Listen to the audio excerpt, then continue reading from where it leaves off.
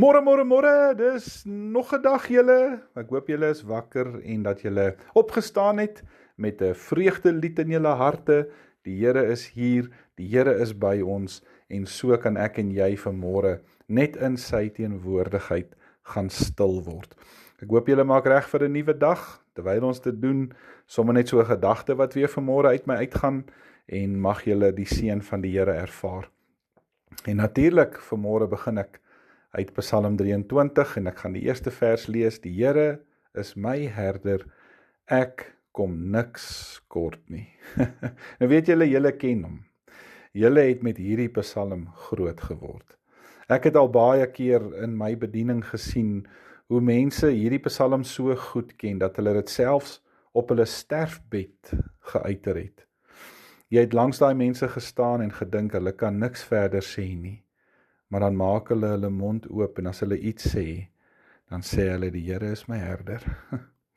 Nou ons moet vanmôre onthou dat die herderbeeld van Psalm 23 is eintlik heeltemal teenoorgesteld van 'n koning. En dis nie hierdie wonderlike kinderbybelfiguur wat ek en jy so in ons gedagtes hou nie. Ek dink ons het die idee van hierdie herder in Psalm 23 en die beeld wat ons het is hierdie mooi wit getooide figuur wat 'n staf in sy hande het en hy stap so voor sy skape uit. Nee julle, om 'n herder te wees beteken jy maak jou vuil met jou skape. As jy saam met die herders geloop het hulle so skape geruik, hulle het soos die veld geruik, hulle het vuil hande gehad, hulle klere was verskeur, hulle sandale was deurgeloop. Hoekom? Want hulle het net een doelwit gehad, dit was om by die skape te wees. Ons moet, die groot woord wat in die teologiese wêreld rondloop is, ons moet hierdie beeld weer gaan ontmitologiseer. Dit beteken die persepsie wat jy oor die herder het as hierdie wonderlike beeld, moet jy een kant toe skuif. God gebruik sy staf as die herder om die gevare in jou lewe af te dwing en weg te dryf en te keer en een kant toe te sit. En saam met dit gebruik hy sy hande om jou op te tel en jou terug te sit op die pad wat hy wil hê jy moet loop. En dan loop hy voor jou uit, maar hy doen dit met 'n baie spesifieke rede. Hy gaan maak seker dat die terrein wat jy nou gaan loop, is nie gevaarlik nie. Daar's nie los klippe nie. Daar's nie dorings en dussels nie. Dis die herder se werk om seker te maak dat die skaap van punt A tot punt B so veilig as moontlik kan wees. En dis die wonderlike wat ons het, is dat die Here hierdie herder vir ons is. Daar was 'n wonderlike verhouding gewees tussen herders en skape.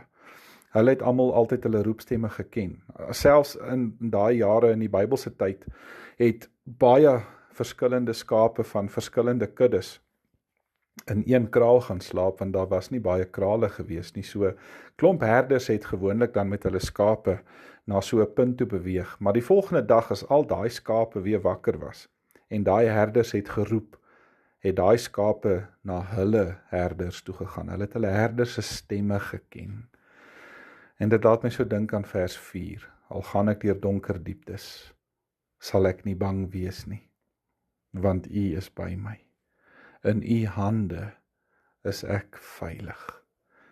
En mag jy vanmôre met hierdie gedagte loop en weet, die Here is jou herder. Jy hoef niks bang te wees nie, want waarna toe hy jou lei, is die plek waar jy moet wees.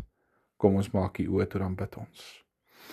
Dankie, dierbare Vader, dat U vir ons 'n herder is in Jesus.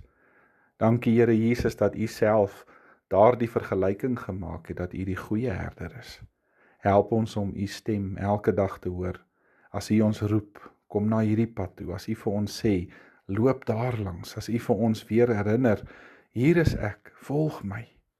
Dat ons daai stem sal hoor en dat ons dit sal doen.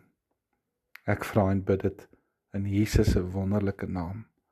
Amen. Baie dankie julle. Julle moet 'n mooi en 'n wonderlike dag verder hê.